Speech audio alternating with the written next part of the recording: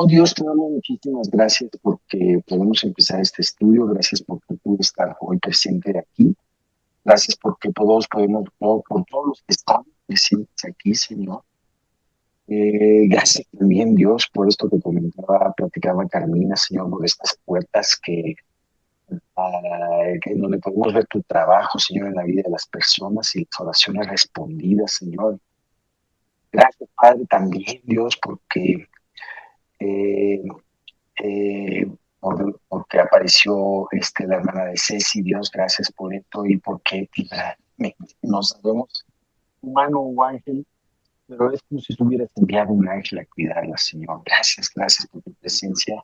Gracias porque vemos cómo tú manejas las oraciones, cómo tú respondes. Y pues te queremos pedir que tú cumplas la obra, termines la obra en nosotras y cumples nuestros anhelos de conversión en la vida de nuestra familia. Dios, te quiero pedir, queremos pedir que tú guíes a Miguel, dándonos las enseñanzas que necesitamos, abre nuestras mentes, abre nuestros oídos y guárdanos de toda distracción. Y guíale, Dios, cada palabra, Señor, que Él nos vaya a dar. Gracias, Señor, por esto. Y todo te lo pedimos en el nombre de Cristo Jesús. Amén. Amén. Bien, pues hoy vamos a ver un tema muy interesante. Dentro de... Es un subtema, recuerden, que se necesita para ser un creyente, que un creyente sea victorioso. Entonces, este subtema es la verdadera adoración. Ya ven que Dios nos ha venido guiando a tocar diferentes temas, tanto en los estudios del domingo con el Espíritu Santo. Y aquí hemos visto muchos subtemas que contribuyen, es como un almanaque de conocimiento que va formando en nosotros una doctrina sana. Entonces vamos a iniciar con Apocalipsis 22, 8 y 9, que dice de la siguiente manera. Yo, Juan, ¿Cuál, soy perdón? Apocalipsis 22, 8 y 9. Yo, Juan, soy el que oyó y vio estas cosas. Y después que las hube oído y visto, me postré para adorar a los pies del ángel que me mostraba estas cosas.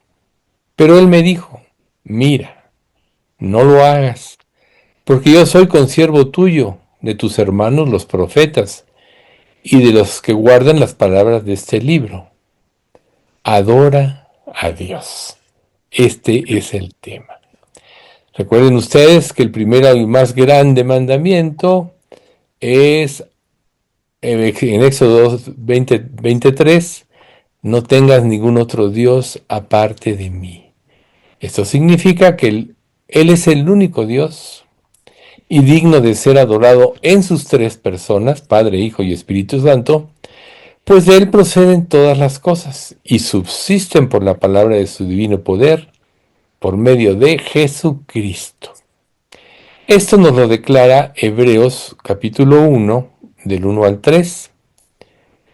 Dios, habiendo hablado muchas veces y de muchas maneras en otro tiempo a los padres por los profetas, en estos postreros días nos ha hablado por el Hijo, a quien constituyó heredero de todo, y por quien asimismo hizo el universo, el cual, siendo el resplandor de su gloria y la imagen misma de su substancia, y quien sustenta todas las cosas con la palabra de su divino poder, habiendo efectuado la purificación de nuestros pecados por medio de sí mismo, se sentó a la diestra de la majestad de Dios. Aquí lo que hay que enfatizar es que precisamente de Él proceden las cosas y subsisten por la palabra de su divino poder. Siempre, o sea, Dios nunca ha callado, recuerden ustedes, algo muy importante, que Dios de tres maneras va a juzgar: a través de la conciencia, a través de la creación y la más importante, y sobre todo en esta época que el Evangelio ha sido difundido en todo el mundo, por la palabra de Dios. Entonces, Jesús y Dios, el Espíritu Santo, son los creadores de todas las cosas como un solo ser y dignos de ser adorados. Jesús enfatizó que el mandamiento más importante de Moisés fue, y está en Mateo 22:37, ama al Señor tu Dios con todo tu corazón, con toda tu alma y con toda tu mente. En resumidas palabras, con todo tu ser. Pero ¿cómo podemos amarlo de esta manera? Podríamos preguntarlo. Seguramente todos nos hemos preguntado, yo debería amar más a Dios, yo debería entregarme más, yo debería tener una mayor consagración, etcétera. Y nosotros nos encontramos con que, pues siendo carne, somos débiles, tenemos, muchas veces tenemos el doble ánimo, podemos reaccionar de acuerdo a cómo nos va, si nos va bien, pensamos que somos bendecidos, pero si entramos en pruebas que Dios nos está castigando, y cuando estás en pruebas, dar gracias por todo, a veces se torna difícil. Pero lo más importante es que si nosotros nos compenetramos en el conocimiento de Dios y pasamos más tiempo con Él, y me refiero a que Él esté presente en nuestra mente, nos va a ser más familiar cada día y más vamos a ver su grandeza y su poder.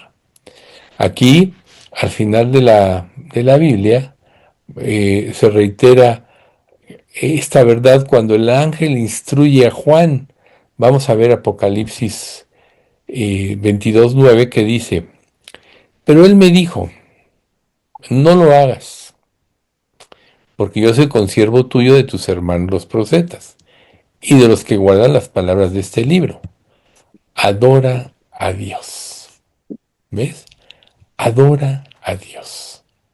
Entonces, ¿qué propicia o qué hace la adoración en nuestra vida?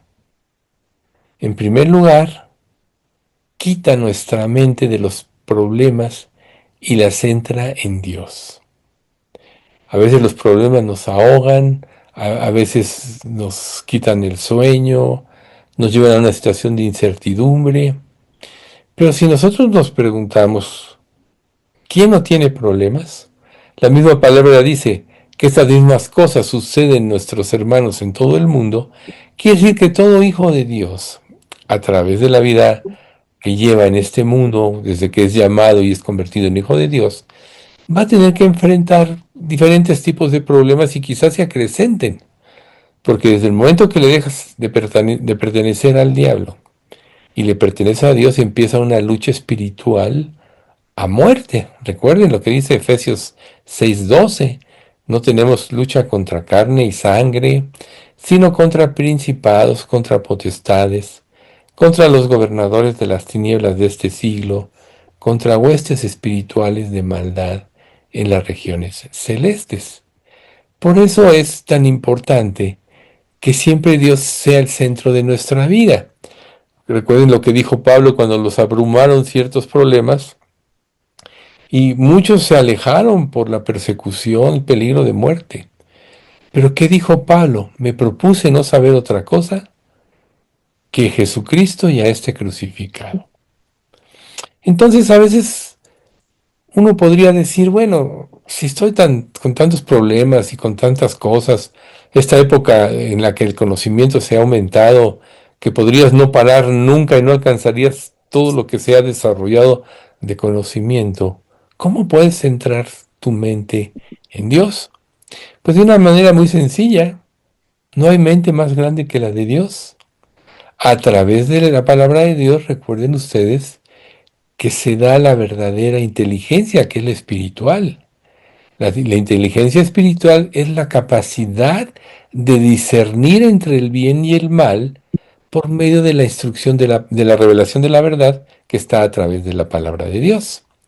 Entonces, centrar nuestra mente en Dios nos va a hacer más eficaces y más efectivos. Por ejemplo, hay es como un eslogan, ¿no?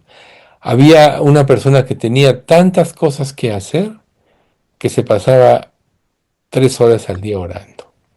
A veces nosotros nos enfrascamos en los problemas, nos concentramos en los efectos posibles, etcétera, en lugar de concentrarnos en Dios que nos puede dar la sabiduría e inteligencia para resolverlos.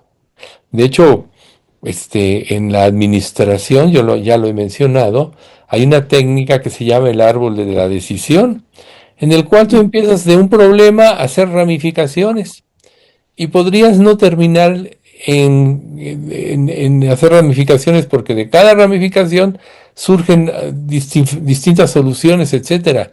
Se convierte en algo angustiador. Por eso es tan importante centrar nuestras cosas en Dios. Si bien es cierto que Dios nos dio una inteligencia natural y todos tenemos un IQ determinado, también es cierto que al ser hijos de Dios, ya eso no opera en nuestra vida para solucionar nuestra vida y nuestros problemas, sino la mente de Cristo. Esa es la que Dios nos dio, como dice en 2 Corintios capítulo 2, mas nosotros tenemos la mente de Cristo. Entonces, esa es la que hay que desarrollar. Por eso es que nuestra adoración se debe de centrar en Dios. La adoración también nos lleva de la meditación individual a una adoración colectiva. ¿Qué quiere decir esto? Que nosotros generalmente somos individualistas, naturalmente. Pero ¿qué pasa cuando todos nos unimos en una misma mente y en un mismo parecer? Lo que aparece es la voluntad de Dios y la obra de Dios. Y claro, aquí estamos hablando de creyentes. Cuando nosotros como iglesia, como lo hacemos generalmente los últimos miércoles, los últimos miércoles de mes, estamos uniéndonos con un propósito. Nosotros no sabemos los alcances de lo que pedimos o cómo Dios está respondiendo. Pero recuerden ustedes que cuando duden, una de las cuestiones importantes para salir de la duda, en primer lugar, es recordar todas las bendiciones que hemos recibido en el pasado, cómo Dios nos ha sacado de tantos problemas. También meditar cómo Dios ha ayudado a nuestros hermanos en Cristo en muchas cosas. Y esto va a hacer que quitemos la mirada de, del problema y vayamos a Dios. Entonces, la meditación siempre nos debe llevar a unirnos en un mismo propósito y en un mismo parecer. La Biblia nos da un ejemplo de los grandes predicadores de la antigüedad. Yo soy de Pablo, yo de Apolo, yo de Cefas. Por ejemplo, en Corintio los griegos eran hábiles oradores. Por eso llegaron a menospreciar a Pablo, que era torpe de lengua, como Moisés, por ejemplo, ¿no? Pero Pablo tenía doctrina, tenía la sabiduría de Dios, y todos estos solo eran palabreros, ¿no? Entonces, siempre nos tendemos a quitar los ojos de Cristo, pero cuando nos centramos en Cristo, en lugar de desarrollar preferencias personales, mundanas, nos centramos en Dios, ya que un buen mensaje, algo que nos llega al corazón, solo lo puede producir el Espíritu Santo. Solo el Espíritu Santo nos puede revelar. Y en esto consiste la adoración colectiva. En un corazón dispuesto a oír la palabra de Dios y que seamos edificados. Y hay una influencia. Por eso es que en cada estudio, por ejemplo, de domingo, o como este, aunque sea por Zoom, la revelación de Dios se da de una manera especial, más que individual. Ahora, también la adoración nos lleva a considerar y a apreciar el carácter de Dios. Recuerden una cosa muy importante. No hay inteligencia más grande que la de Dios, por eso es omnisciente. Él nunca se equivoca, Él nunca falla. Tan grande es su inteligencia que todas las cosas, como dice Hebreos 4:3, estaban terminadas desde la fundación del mundo. Así de grande es. Por tanto, es que lo que nosotros vivimos en esta época, Dios lo planeó. No sabemos cómo lo hizo porque nuestra mente finita no nos da para comprender la sabiduría infinita de Dios. Por eso en la vida cristiana hay que vivir por fe. Pero, como estuvimos estudiando muchos años, los atributos de Dios, nosotros debemos de saber que Él es perfecto en cada atributo. Por eso es tan importante considerar y apreciar el carácter de Dios, porque eso nos va a dar confianza en tomar las verdaderas decisiones. Otro aspecto es que la verdadera adoración eleva nuestra perspectiva terrenal hacia una perspectiva celestial. Hace que quitemos los ojos de lo perecedero y hace que lo pongamos en lo eterno.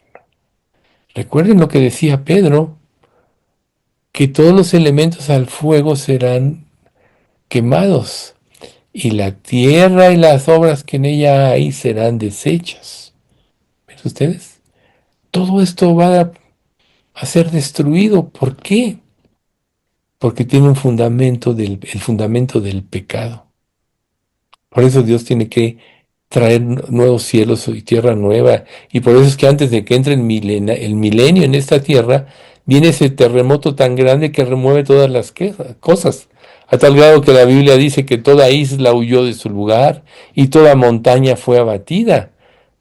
O sea, la configuración o la estructura de la tierra en el tiempo milenario va a ser muy diferente, en el reino milenario va a ser muy diferente a la que conocemos ahorita. Sin embargo, es muy importante tener esa perspectiva celestial, que Dios va de menos a más, que desde que Adán y Eva cayeron en pecado y el pecado vino a todos los hombres, Dios ya tenía en su plan erradicar el pecado. Estos miles de años que hemos vivido, poco más de 6,000, ha sido esto, y el reino milenario va a ser la culminación de ello. Por eso es que cuando termine el milenio, Cristo entrega a Dios todas las cosas, Él mismo se somete a Dios Padre y Dios trae nuevos cielos y nueva tierra, donde ya no mora el pecado. Va a ser algo hermoso. Ya desde que nosotros conocemos a Cristo, ya es hermoso. Y si hemos perdido ese aliento, esa motivación, ese gozo de la vida cristiana, seguramente es porque no estamos adorando a Dios correctamente. Por eso es que el primer paso hacia una adoración significativa y verdadera es el deseo de conocer a Dios en forma profunda y verdadera.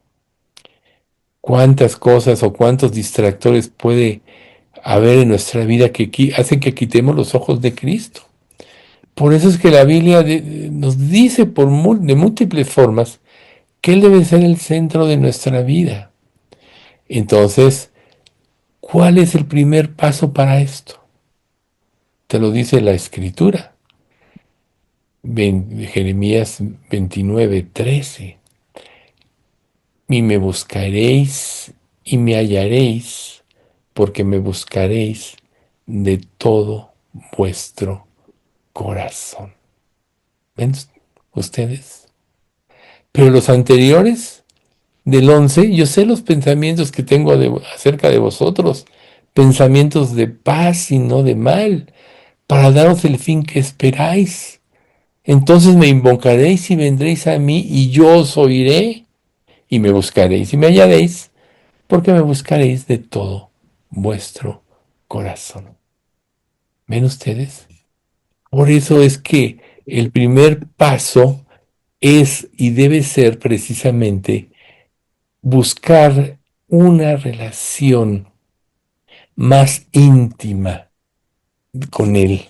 ¿Ven ustedes? Tenemos que buscarlo. Ahora, si vemos que no podemos porque estamos abrumados por los problemas, ¿saben qué debemos hacer? Pedirle a Dios. Tenemos que pedirle a Dios que nos ayude a ello. Si nosotros no se lo pedimos a Dios, entonces ¿qué nos queda? Nada. Por eso es que la vida cristiana la produce a Dios, lo produce Dios. Nunca se nos olvide Por lo que si nosotros tenemos fe en Él, la Santa Biblia promete que Él se revelará a nosotros. Recuerden, sin fe es imposible agradar a Dios, porque es necesario que al que se acerca a Dios crea que le hay y que es galardonador de los que le buscan. La fe es un don que Dios ya nos dio para salvarnos. Ahora la fe es algo que tenemos que desarrollar y esta se da por buscar a Dios en forma más profunda y verdadera, conociendo más su carácter, pasando más tiempo con Él. O sea, si por ejemplo Efesios nos dice, orad sin cesar, entonces tener a Cristo en nuestra mente puede ser todo el tiempo. Y eso nos va a llevar a depender de una manera más natural más de Él. Entonces, mientras más le busquemos, más estaremos cerca de Él. Me buscaréis y me hallaréis, ¿verdad? Porque me buscaréis de todo vuestro corazón, volviendo al pasaje que acabamos de mencionar. De todo corazón.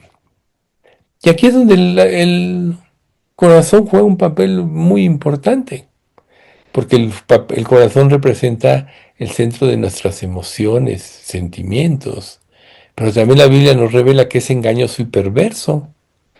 Por tanto, la palabra de Dios debe regular nuestras emociones. Poco antes de que Jesús resucitara a Lázaro, dice la Biblia, Jesús lloró. O sea, como Dios hecho hombre, también tenía emociones. Pero ¿qué hizo? Pedirle a Dios. Hasta él mismo declara, Padre, yo sé que siempre me escuchas, pero solo digo para que sepan que tú me enviaste. Pero miren lo que dice Dios como una profecía. El profeta Amós, inspirado por el Espíritu Santo, Amós 8:11. He aquí vienen días, dice Jehová el Señor, en los cuales enviaré hambre a la tierra, no hambre de pan, ni sed de agua, sino de oír la palabra de Jehová. Hoy estamos viviendo esta época y el mundo está vacío, está insatisfecho, pero nosotros los que ya conocemos a Dios, el único alimento que debe interesarnos es el alimento de la palabra. Recuerden lo que Jesús le dijo a Satanás en la tentación en el desierto. No solo de pan vivirá el hombre, sino de toda palabra que sale de la boca de Dios. Ya había ayunado 40 días y 40 noches. Su cuerpo estaba debilitado, su cuerpo mortal, pero lo alimentaba la palabra de Dios.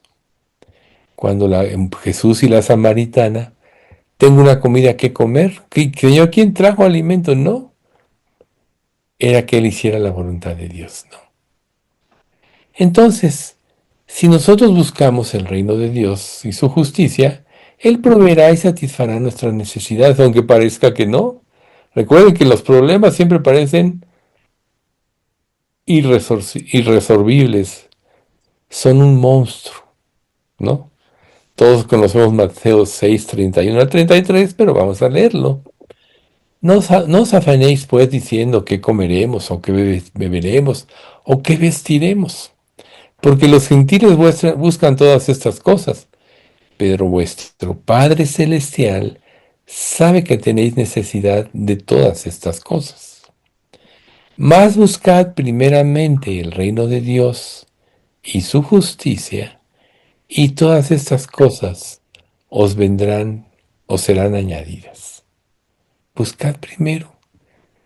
Si lo creyéramos, nos quitaríamos de muchas preocupaciones. Pero todavía Dios te lo enfatiza en otro pasaje. Filipenses 4:19, que dice, mi Dios pues suplirá todo lo que os falte conforme a sus riquezas en gloria en Cristo. Jesús. ¿Ven ustedes? Dios es el primero, Él es el dueño de todo. Acuérdense en el pasaje de Eliseo, cuando van a construir una cabaña más grande porque le dicen, es que donde habitamos es pequeño y queremos construir. Y a uno se le cae el hacha en un río. Señor, le dice, era prestada. ¿Y qué le dice Eliseo? ¿Dónde cayó? No, aquí cayó.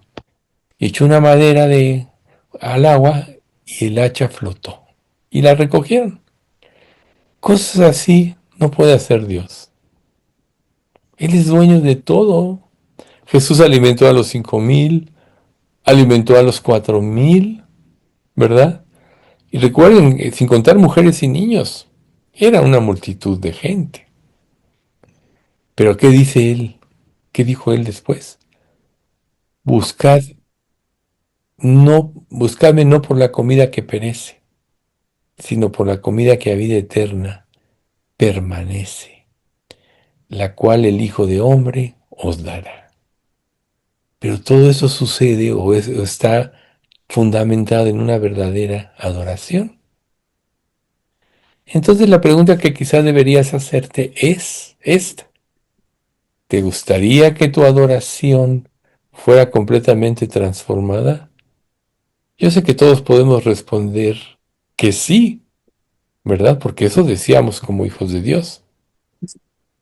Entonces hay algo que tenemos que hacer. Destruir todo ídolo en nuestra vida que se pueda interponer entre nosotros y Dios. El ídolo, recuerden, es un sustituto de Dios. Primera de Juan 5, 20 y 21 dice, pero sabemos que el Hijo de Dios ha venido y nos ha dado entendimiento para conocer al que es verdadero. Y estamos en el verdadero, en su Hijo Jesucristo. Ese es el verdadero Dios y la vida eterna. Y concluye, hijitos, guardaos de los ídolos. Amén. Este es el final de la carta de Juan. Lo concluye con eso como algo muy importante. Guardaos de los ídolos. Y aunque mucho hemos hablado de los ídolos, podríamos definir que un ídolo es cualquier cosa que pueda, a la que le demos nuestra lealtad y que sustituya a Dios como el centro de nuestra vida. ¿A quién estás dando tu lealtad? ¿A Dios, a su palabra o a otras cosas?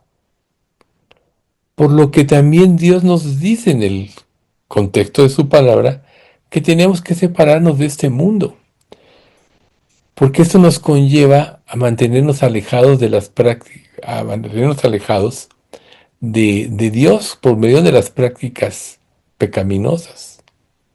Pero Dios quiere que si nos separamos del mundo, vamos automáticamente a acercarnos más a Dios. Él quiere que tengamos diversiones mundanas, pero no nos priva de todo, sino de todo aquello que pueda robarnos nuestro tiempo con Dios. Dios quiere que nos concentremos en Él. Y para esto nos da precisamente el hecho de que acudamos a Él en nuestras divinidades. Miren lo que dice Primera de Juan, capítulo 2 del uno bueno, perdón, ese ya lo dijimos. Ah, no, no lo hemos dicho, ¿no? 2:15 al 17. También lo conocemos, la mayoría. No améis al mundo ni las cosas que están en el mundo. Si alguno ama al mundo, el amor del Padre no está en él, porque todo lo que hay en el mundo, los deseos de la carne, los deseos de los ojos y la vanagloria de la vida no proceden del Padre, sino del mundo. Y el mundo pasa y sus deseos, pero el que hace la voluntad de Dios permanece para siempre. Entonces, el mundo está en oposición a Dios. En la medida que nos sumerjamos en las filosofías del mundo, naturalmente nos vamos a alejar de Dios. Ahora tú dirás, pero vivimos en este mundo.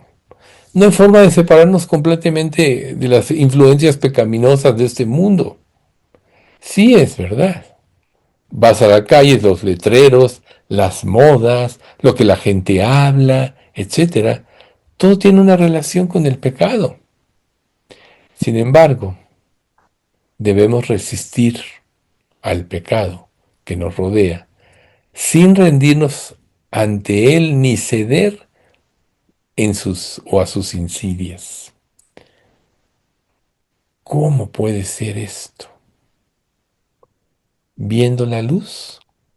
Dios es luz y no hay ninguna tinieblas en él. La luz disipa las tinieblas.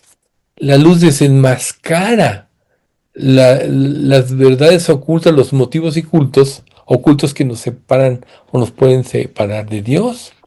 Pero también Dios nos da promesas precisamente, porque todos somos tentados en muchas cosas. O sea, en la vida sin Cristo, nosotros teníamos nuestros propios conceptos de felicidad, pero recuerden ustedes que eran falsos esos conceptos de felicidad. Si hubieran sido verdaderos, jamás hubiéramos venido a Cristo. Si venimos a Cristo es porque estábamos decepcionados de todos estos conceptos que lejos de hacernos felices, cada día nos hacían más infelices y más dependientes del pecado. Y al venir a Cristo, Dios nos da su Espíritu Santo, nos deja su palabra para que la entendamos. Entonces, eso es lo que nos va a llevar a poder vencer todas las insidias del mundo y sus filosofías. Por eso 1 Corintios 10:13 nos dice, y lo mencionamos el domingo, no os ha sobrevenido ninguna tentación que no sea humana, pero fiel es Dios que no nos dejará ser tentados más de lo que podemos resistir, sino que dará juntamente con la tentación la salida para que podamos soportar. Una clave de esto es pensar. Una tentación, si podemos definirla, es lo que nos lleva a la inclinación hacia el mal, a satisfactores que son falsos. Recuerden que como dice un proverbio, ¿no? Que si tú caes en la mentira o en la seducción del pecado, tu boca será llena de cascajo. Al principio el pecado puede ser dulce, agradable a la vista de los ojos, como hizo Satanás con Eva, haciendo que pusiera sus ojos en el árbol de la ciencia del conocimiento del bien y del mal. Pero ¿qué pasó cuando lo probó? Habían verdades a medias. Conociendo el pecado, perdió la vida eterna, perdió la comunión con Dios, se llenó de inseguridad. Entonces, cuando nosotros estamos ante una tentación, ante pensar que hay cosas más, o que en la vida pasada había cosas más importantes o que nos hacían felices que la actual, no es cierto. O sea, ahí está la trampa del diablo. Otro ejemplo importante. Israel vivía en la esclavitud en Egipto. Y a través de 10 plagas, Dios, por medio de Moisés, Dios liberó a Israel. Pasaron el Mar Rojo y esa fue como su bautismo. Pero ¿qué pasó después de que empezaron a tener las primeras pruebas? Todavía recién, recuerden, la hermana de Moisés y todas las chicas, las mujeres bailando, alabando a Dios, etcétera. Pero cuando vino la primera prueba, que no hubo agua, que empezaron a ser hastiados del pan que Dios les daba, muchos en su corazón quisieron regresar a Egipto. Es la vida de esclavitud al pecado. Nos puede pasar igual a nosotros. Que se nos olvide que la esclavitud del pecado nunca nos hizo felices y además teníamos como destino la separación eterna de Dios. Que Dios nos ha dado una nueva vida y esta vida está llena de gozo y de felicidad cuando le creemos y seguimos el camino de Él. Entonces, cuando comprendamos lo que Dios quiere que hagamos, romperemos definitivamente con las prácticas pecaminosas. Cuando veamos al pecado como Dios lo ve, y esto es precisamente a través, empezando por la verdadera adoración y una relación íntima y estrecha cada vez más grande con Él, entonces todo eso queda desenmascarado y cambiará nuestra mente de la atracción al pecado hacia el odio del pecado. ¿Por qué? Porque veremos las consecuencias del pecado. ¿A poco no es cierto que cada pecado trae consecuencias y además produce maldad? Como dice 1 de Juan 1:9, ¿no? Si confesamos nuestros pecados, Él es fiel y justo para perdonar nuestros pecados y limpiarnos de toda maldad. Esta última frase evidencia que nosotros cuando pecamos, no nada más pecamos, sino que nos llenamos de maldad. Y la maldad nos lleva a rebelarnos con Dios y a añadir pecado a pecado. Por eso es tan importante confesar constantemente cualquier pecado que pueda estorbar nuestra comunión con Dios. ¿Ven ustedes? Pues cada día pecamos y eso nosotros tenemos que saberlo. No hay, como dice Eclesiastés, no hay hombre que haga el bien y nunca peque. Para eso Dios nos dejó pasajes como este de Segunda de Crónicas 7:14. Si se humillare mi pueblo, sobre el cual es invocado mi nombre, y oraren, y buscaren mi rostro, y se convirtieren de sus malos caminos, entonces yo iré desde los cielos, y perdonaré sus pecados, y sanaré su tierra. Fíjese, aquí están con conceptos importantes. Estábamos hablando que la verdadera adoración es buscar a Dios de corazón, y aquí te dice, oraren y buscaren mi nombre. Por tanto, Dios te da una clave, pedirle a Dios que te ayude a salir adelante. Convertirse de los malos caminos, esto es, odiar el pecado como Dios lo odia porque sabe sus consecuencias y ver las cosas desde la perspectiva de Dios para odiar el pecado. Si tú desenmascaras al pecado ya no tiene dominio sobre ti. Si no lo desenmascaras, eres esclavo de él. ¿Y qué dijo Jesús? Todos lo sabemos. Y conoceréis la verdad y la verdad os hará libres. De cierto os digo que todo aquel que comete pecado, esclavo es del pecado. Pero hoy conoceréis la verdad y la verdad os hará libres. Así que si el Hijo os libertare, seréis verdaderamente libres. Por eso es tan importante buscar el rostro de Dios. Y como también orando David después del pecado de Betsabé, recuerden, son dos salmos que hablan de la confesión de David, el Salmo 51 y el Salmo 32. Aquí vamos a usar el Salmo 32:5. Mi pecado te declaré y no encubrí mi iniquidad. Dije, confesaré mis transgresiones a Jehová, y tú perdonaste la maldad de mi pecado. ¿Ven ustedes? Otro pasaje que nos revela que el pecado produce maldad. Y cuando hay maldad, pecamos más y nos rebelamos en contra de Dios. Por eso es que nosotros tenemos que tener presente que el pecado habitual endurece el corazón de la persona que lo comete y hace que sea difícil arrepentirse. Por eso es tan difícil arrepentirse. Seguido mencionamos del Salmo 19, ¿no? ¿Quién podrá entender sus propios errores? Líbrame de los que me son ocultos. ¿Ven ustedes? Pero cuando el pecado endurece nuestro corazón, Dios manda una exhortación a través de Oseas, capítulo 5, versículo 4. No piensan en convertirse a su Dios, porque espíritu de fornicación está en medio de ellos y no conocen a Jehová. Obviamente él habla de Israel.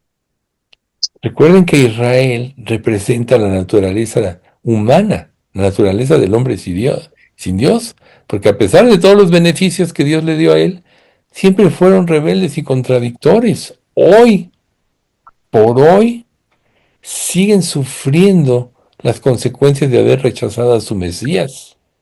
Aunque ellos lo esperan, como va a revelarse en la segunda medida, todo lo que estaba escondido entre la semana 69 y la 70. En la 69 se le quita la vida al Mesías y la 70 es el periodo de la iglesia. Ellos rechazaron a Dios y Dios le dio la salvación a nosotros los gentiles y formó la iglesia. Nunca vieron los judíos, ni lo ven, que este periodo que no ha habido profeta ni templo, que fue destruido en el año 70 desde la era de Cristo, o sea, 37 años después de que Cristo murió, nunca se imaginaron este periodo de la iglesia donde para ellos siguen esperando a su Mesías. Y claro, pues el tiempo está cerca, ya volvieron a constituirse como nación. O sea, ya la higuera ya reverdeció. Cuando la higuera reverdezca, sabes que el verano está cerca, a las puertas. De cierto os digo que no pasará esta generación antes que todo esto acontezca. Y como yo les he comentado, yo tengo oportunidad de hablar con muchos judíos y Dios me ha abierto puertas maravillosas. Hoy precisamente estaba hablando con uno que tuvo una operación de los ojos muy delicada, que estuvo meses sin mover algo de la córnea, sin mover los ojos boca abajo, algo muy duro. Y me estaba diciendo que vivió un psicólogo porque se deprimió mucho y todo eso. Y yo le dije, oye, ¿y por qué no empiezas a leer tu Torah? La palabra de Dios nos da aliento y nos lleva a eso y te permite poner tu esperanza en Dios. Porque así es como uno debe empezar a sembrar con un judío. Como decía yo hace rato de Pablo, hay que tomarlos por el lado que ellos creen. ¿Ves tú? Y luego Dios te abre puertas diferentes. Me dice, sí, ¿verdad? No, dice yo todas las mañanas le pido a Dios que guíe mi vida y todo. ¿Cuántos de nosotros no hemos oído eso? Cuando le dices, busca a Dios, ¿no? Pero bueno, aquí vemos lo extraviado que están, porque espíritu de fornicación, como dice Oseas, está en medio de ellos. Y cuando nosotros somos rebeldes y no queremos arrepentirnos de algún pecado, por supuesto que estamos teniendo este espíritu de fornicación. ¿Ven ustedes? Por eso dice, no os embriagáis con vino, en lo cual hay disolución, antes bien sed llenos del Espíritu Santo. Eso es lo que nosotros tenemos que hacer. Y si, pero para poder vivir llenos del Espíritu Santo tenemos que adorar a Dios correctamente. Por eso el título de este estudio es la verdadera adoración. Pero Dios nos da una solución. La palabra está llena de soluciones y de principios. Vamos a leer primera de Juan 2, 1 y 2. Hijitos míos, estas cosas os escribo para que no pequéis. Y si alguno hubiere pecado, abogado tenemos para con el Padre, a Jesucristo el justo. Y Él es la propiciación por nuestros pecados. Y no solamente por los nuestros, sino también por los de todo el mundo.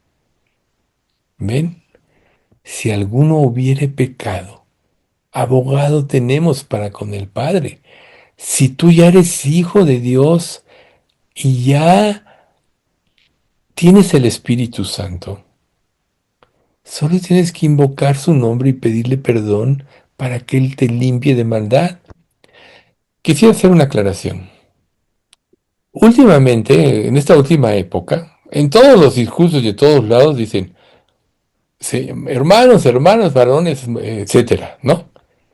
Cuando hay una situación en la gramática masculina y tú dices, en masculino se incluye a las mujeres también. Esta situación de hermanos o hermanas, o sea, no es que sea malo, pero gramaticalmente, como que tú digas,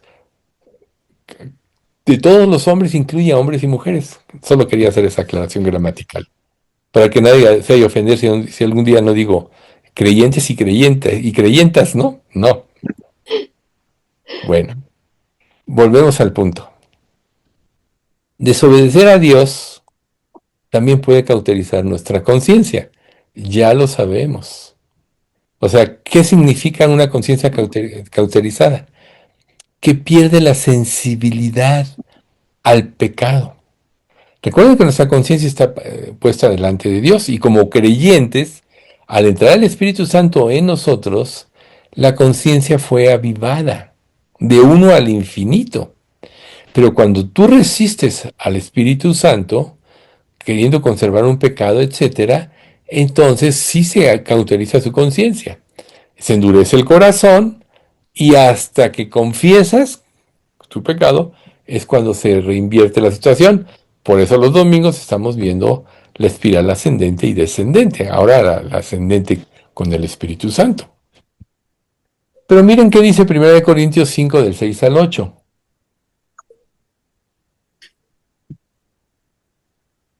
No es buena vuestra jactancia. ¿No sabéis que un poco de levadura leuda toda la masa? Limpiaos pues de la vieja levadura para que seáis nueva masa, sin levadura como sois, porque nuestra Pascua, que es Cristo, ya fue crucificado,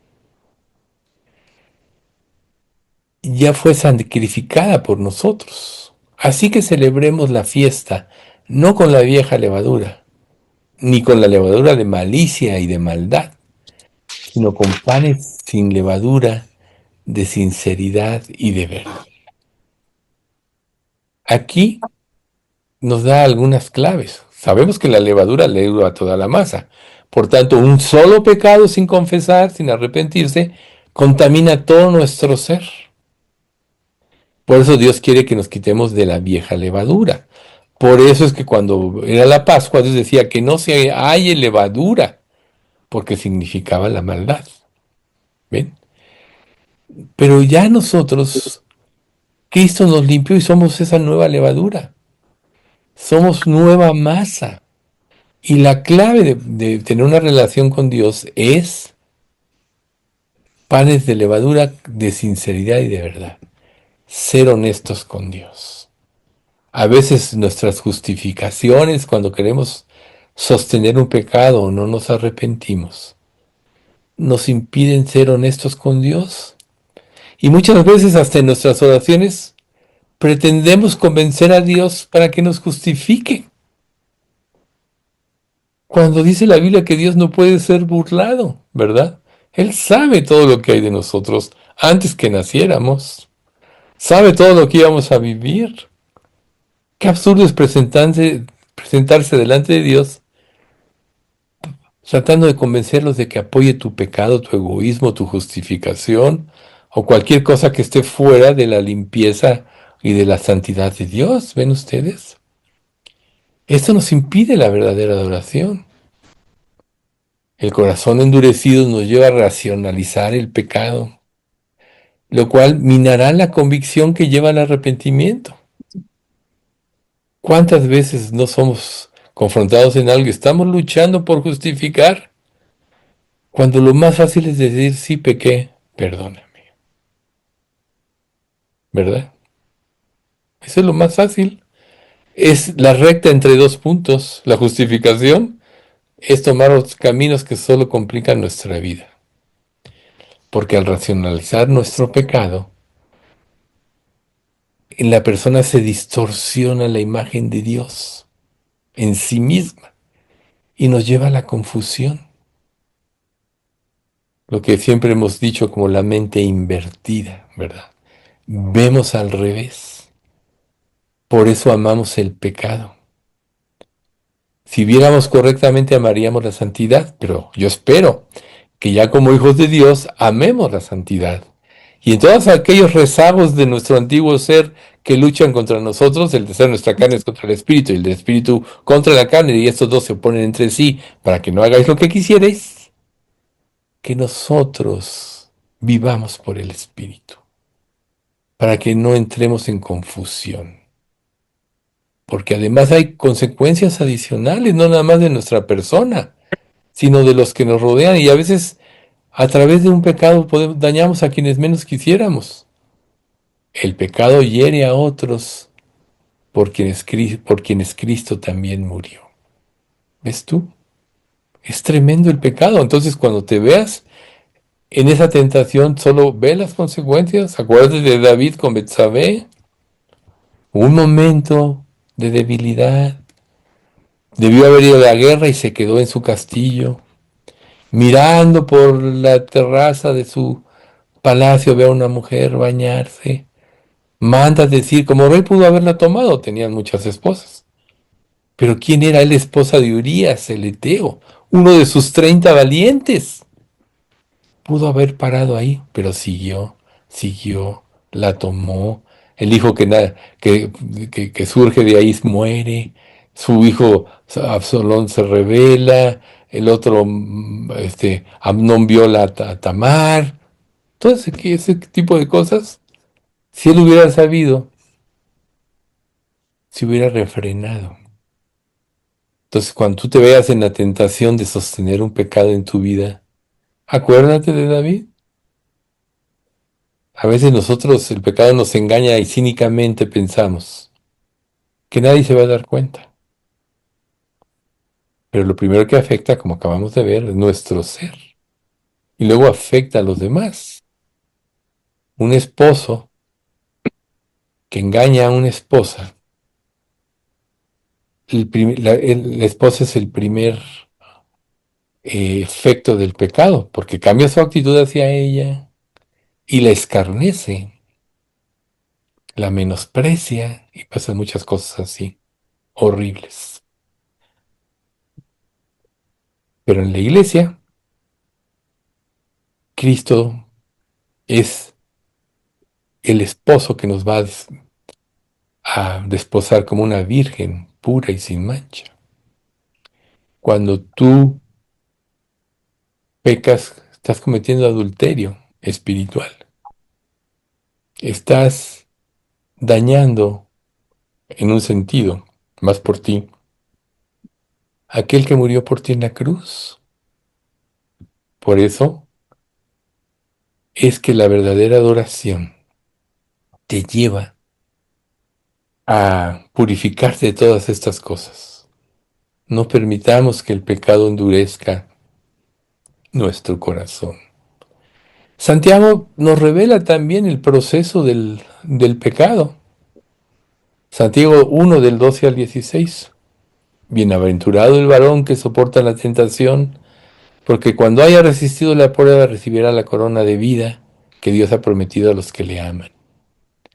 Cuando alguno es tentado, no piense, no diga que es tentado de parte de Dios, porque Dios no puede ser tentado por el mal, ni él tienta a nadie, sino que cada uno es tentado cuando de su propia concupiscencia es atraído y seducido. Entonces la concupiscencia, después que ha concebido, da luz al pecado, y el pecado, siendo consumado, da a luz la muerte. Concluye, amados hermanos, no erréis. Alejémonos del pecado lo más que podamos hasta que cambiemos nuestra mente por medio de aquellas tentaciones que nos llevan a rebelarnos en contra de Dios, por medio de un sincero arrepentimiento, para poder aspirar a la verdadera adoración.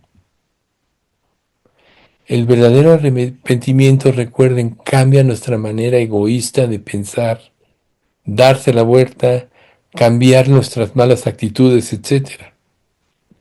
Luego pidámosle a Dios que provoque un despertar espiritual en nuestro corazón.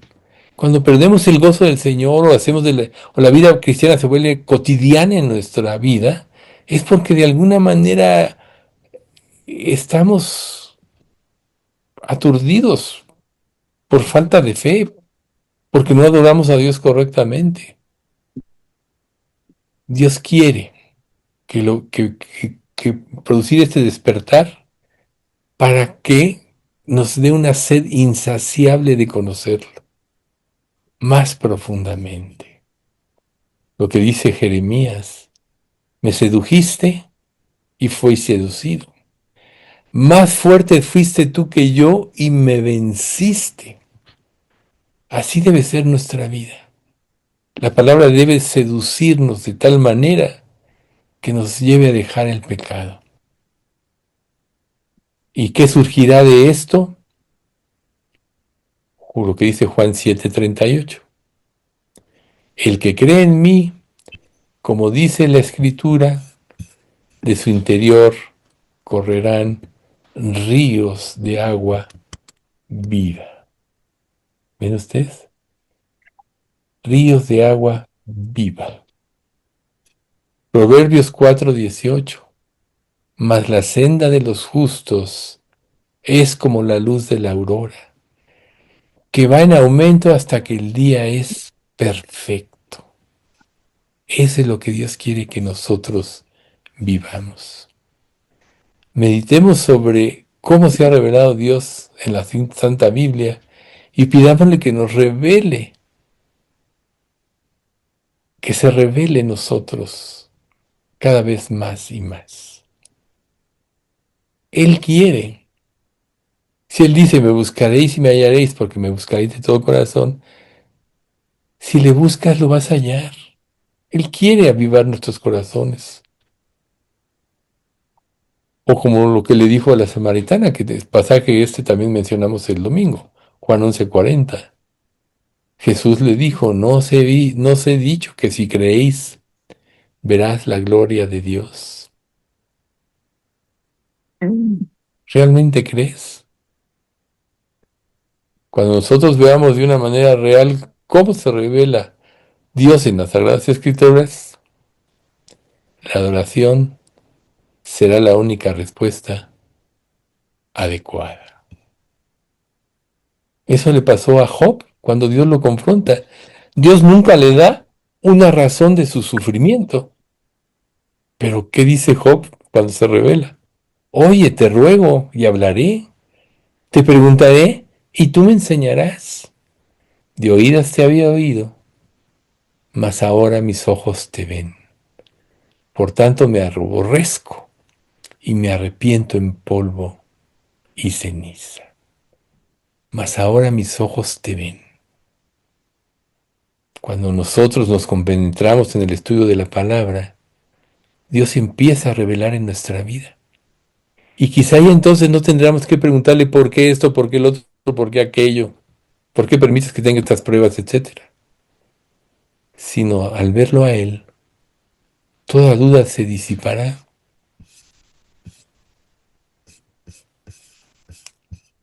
Vamos a ver Juan capítulo 4, 10, 13, 14 y 24. Esa es la historia de Jesús y la samaritana. Respondió Jesús y le dijo, si conocieras el don de Dios y quién es el que te dice, dame de beber, tú le pedirías y él te daría agua viva. Ahí está, el agua viva. 13. Respondió Jesús y le dijo, cualquiera que bebiere de esa agua volverá a tener sed, el mundo de pecado. 14. Mas el que bebiere del agua de que yo le daré, no tendrá sed jamás, sino que el agua que yo le daré será en él una fuente de agua que salte para vida eterna. ¿Ves? Y el 24. Dios es espíritu y los que le adoran, en espíritu y en verdad es necesario que adoren.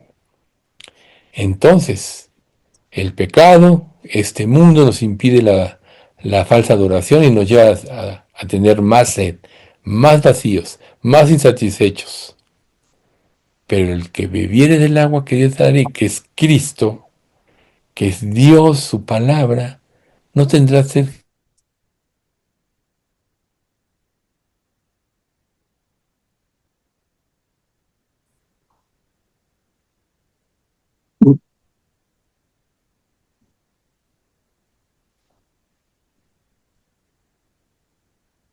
Miguel, ya no te ves ni te escuchas. Ay, algo pasó raro, ¿verdad? Sí. Pero ya estoy aquí de nuevo. Un Te vacío quedaste, que nadie te quedaste puede congelado. llenar. Jeremías 2:13. Porque dos males ha hecho mi pueblo. Me dejaron a mí fuente de agua viva y cavaron para sí cisternas, cisternas rotas que no retienen agua. La única manera para concluir de contrarrestar esto es como lo hizo Jesús cuando la tentación en el desierto.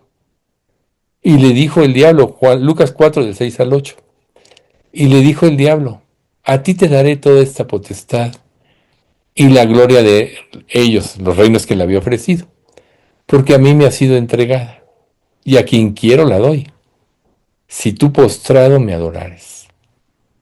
Todos serán tuyos. Eso es lo que te ofrece el diablo. Pero ve la historia de Judas. Respondiendo Jesús le dijo, vete de mí, Satanás, porque escrito está, al Señor tu Dios adorarás y a Él solo servirás. La verdadera adoración. Vamos a dar gracias. Padre, cuántas gracias te damos por este estudio, por esta luz que nos das tan amplia, de cómo podemos adorarte verdaderamente. Sabemos que somos carne, que somos débiles, que somos frágiles, pero te pedimos, Padre, que tú vayas depurando cada día más y más nuestra vida de maldad y de cualquier ídolo que se oponga, que hagamos tu voluntad, que se interponga entre tú y nosotros. Llénanos de tu Santo Espíritu, Señor, como iglesia. Bendícenos ampliamente y no permitas que nada nos separe de ti.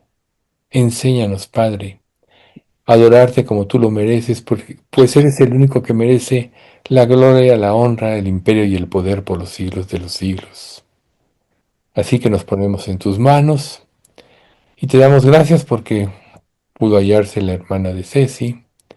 Te damos gracias, Padre, porque tú estás al control de la vida de cada uno en nuestra iglesia y porque nos estás llevando a una vida más alta. Haz que veamos todas las pruebas que pasamos y vivimos como una catapulta que nos lleve más cerca de ti y que nos inspire más a vivir en tu palabra para honrarte a ti como lo mereces. Bendice a nuestra iglesia ampliamente, Señor, y todo esto te lo pedimos en nombre de Cristo Jesús. Amén.